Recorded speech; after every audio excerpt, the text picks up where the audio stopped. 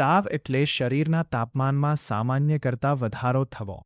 સામાન્ય રીતે માનવ શરીરનું તાપમાન લગભગ 68.6 સેન્ટીગ્રેડનો પરાદ્રમ હોય છે. જ્યારે શરીર કોઈ સંક્રમણ ઇન્ફેક્શન સામે લડે છે ત્યારે તાપમાન વધે છે અને તેને તાવ કહેવાય છે.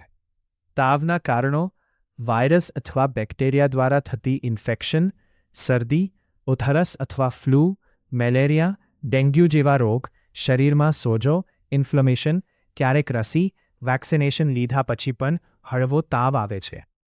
લક્ષણો: શરીર ગરમ લાગવું, થાક અને કમજોરી, માથાનો દુખાવો, કંપારી થડકાન, ઘમ આવો, ભૂખ ન લાગવી. તાવમાં રાખવાની કાળજી: વધારે આરામ કરવો, પૂરતું પાણી અને પ્રવાહી પદાર્થ પીવા, હળવો અને પાચન સહજ આહાર લેવો, ડૉક્ટરની સલાહ વગર દવા ન લેવી. જો તાવ દર 3 દિવસથી વધારે રહે તો ડૉક્ટરને બતાવવું.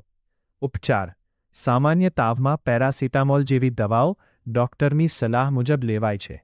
ગંભીર તાવમાં લેબ ટેસ્ટ કરીને યોગ્ય સારવાર લેવી જરૂરી છે. નિષ્કર્ષ: તાવ કોઈ બીમારી નથી, પણ શરીરમાં ચાલી રહેલા રોગનું લક્ષણ છે. સમયસર સારવાર અને યોગ્ય કાળજી રાખવાથી તાવ ઝડપથી ઠીક થઈ શકે છે.